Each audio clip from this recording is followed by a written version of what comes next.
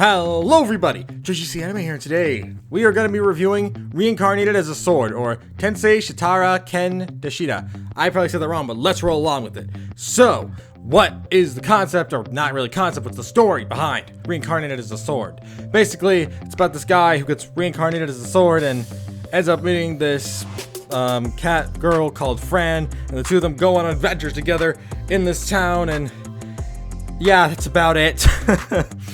There's technically some plot in there, but that's a bit the basic idea of what the entire show is about. It's just them, the two of them going on different adventures around the world with this living blade teaming up with this girl. They're just like going on little adventures, and yeah, that is the basic start. So let's on to some spoiler-free thoughts. So, without spoiling anything, it's alright. That's basically the best way I could kind of say this anime is. Like, when I got into it, the beginning episodes kind of intrigued me, making me think, this overpowered sword, because yes, of course, the sword is overpowered. This overpowered sword is gonna work with this girl, and they're gonna go on adventures. I wonder what kind of adventures the two of them will go on to see what, like, well, let's see what adventures they go on. Like, what kind of stuff awaits them. Not much. Not much. The adventures are kind of meh. They don't really have anything special to them. They're not, like, super unique or fresh takes on adventuring or anything like that. In fact, I'm pretty sure they don't leave the main town of the story more than, like, just for the adventuring part, to have some diving into some dungeons. And it's just, there doesn't really feel like there's enough here to really warrant, like, any real massive praise. It was just a decent adventure story. I can't honestly say I was that invested. In fact, most of the time when I was watching, I wasn't that into it. In fact, I found myself feeling a bit bored while I was watching. Not to say it's like an overly bad show though. It does have some moments I actually really like, such as the comedic moments. There are a lot of moments of the show that I actually had a good laugh. But then the majority of it is just mediocre fantasy bullcrap you probably heard a dozen times, and there's nothing bad wrong with that. Don't get me wrong. I do tend to like the isekai fantasy garbage myself. I enjoy it quite a bit. There are plenty of shows out there that I actually enjoy despite their generic, like, plot lines. Like SAO, that's based around fantasy. Sure, it's also a video game, but has fantasy. Slime, Eminence in Shadow, even I think ReZero, I'm pretty sure, has a lot of different fantasy elements to it. Like, all of those stories do a really good job of keeping me invested while I'm watching, working into this fantasy setting, because they have unique ideas behind them. That's not to say that you can't go with generic stuff. As I mentioned, SAO, that's a thing I watch. It's generic in a lot of ways, but I still enjoy it. However, they do things in a way that keeps me invested in the story, because we're constantly shifting through things. But with this show, it doesn't really feel like we're doing much of that. Most of the show feels like the exact same thing all the way through. It doesn't really feel like anything's really changing or improving. In fact, sometimes I'm a bit confused by the message they're trying to tell. Such as, without spoiling like too much, there's this beginning plot line where Fran is fighting off a bunch of these monsters, and her sword, who she names Shisho, or teacher, I'm gonna call him Shisho for the sake of this video.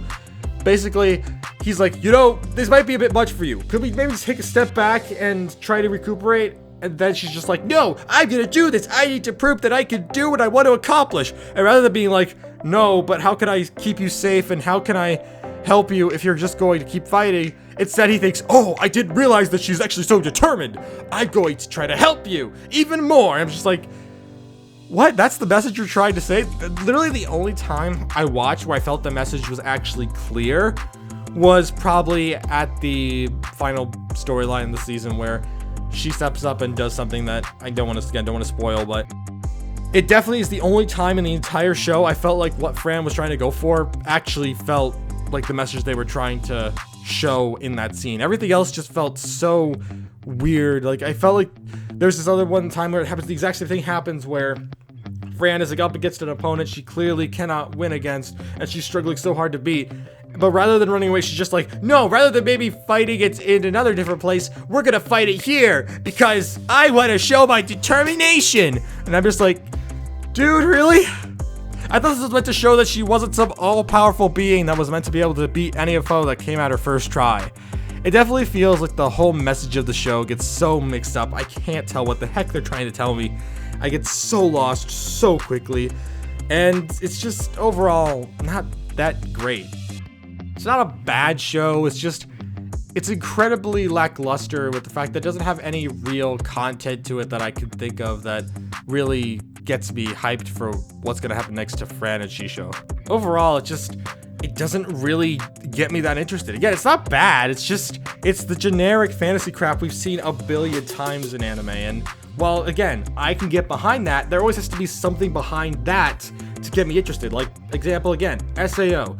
Even though the premise is very generic and it doesn't really have anything too unique to it, it has the whole concept of it being a video game, and we can kind of explore the world of a video game, which makes it a lot more interesting. But this is literally just a generic fantasy world. There's nothing to it that really says, oh yeah, this has something really interesting going on. It's very mediocre. So, yeah, that's all I can really say without spoiling anything. So we're going to enter the spoiler section now. Here's a timestamp to when the spoiler section will end. If you have seen the show, I'd recommend sticking around to hear my thoughts. But if you haven't, you can skip to the end so you don't get any spoilers. But again, if you have seen it, stick around since you might hear a more serious part of the review, because I can actually describe why I'm not too into the show. But yeah, I'm going to count up from 5 and enter the spoiler section. 5, 4, 3, 2, 1. Okay, so definitely one of the biggest flaws of this show is its lack of real movement. In the entirety of the show, Fran only really adventures to 2 different places overall, and that is the dungeon in one area, a dungeon that just recently appeared, and she goes and tries to clear most of it by herself, and the other is another dungeon that she is asked to help out with taking care of, which there is a pretty interesting thing with the opening theme, where during the opening theme, depending on which dungeon they're exploring, the opening changes. But there's nothing really like too interesting. They fight a goblin monster and as well as a demon in the first dungeon, where Fran is up, as I mentioned before, Fran's up against a demon. She looks like she's going to lose, and then her Shisho is just like, hey, yeah, maybe we should get out of here. You know, I'm your sword and everything, I know, but maybe we should get out of here while we still can. And she literally says, I agree with you, we should do that. But then 3 seconds later, she's just like, yo, no, we can't do this. Everybody else that we care about is in town. We can't just leave them to die. I'm just dumbfounded by the fact that this is clearly an enemy you cannot beat, which they end up beating it anyway. It's just like, this is clearly an enemy you cannot beat with your current skills, and you're saying that you're going to beat it anyway because determination. Like, apparently this is Undertale now. It just doesn't really like spark my interest in a way. It doesn't grab me. It doesn't make me think this is how this should play out. This is how it should go. As I mentioned also, with the goblins, she was basically fighting, when I mentioned before some monsters, she was fighting off a bunch of goblins. She had fought hundreds of goblins and looked like she was pretty exhausted. But then, right as she showed her, her sword, it's just like, hey, maybe you pushed yourself, maybe we should go back to town? She's like, no, I have to keep fighting so I can evolve, because black cats who haven't evolved, we've never evolved, I want to be the first one to do it. I'm just like, what the heck? I thought this was meant to be a message about learning how far you could go, not about how much conviction you have. It's just like, I was really hoping for her to get like a slap of reality where she would learn that she's not invincible. Like she can't just strike through every opponent, but that's exactly what she does. Every single opponent, she just strikes right through. It's not like Honest Voldigo cool factor where he just kind of does it with a smirk, being all like cool about being like, you think that doing this would be enough to do this? And that's cool. I like that.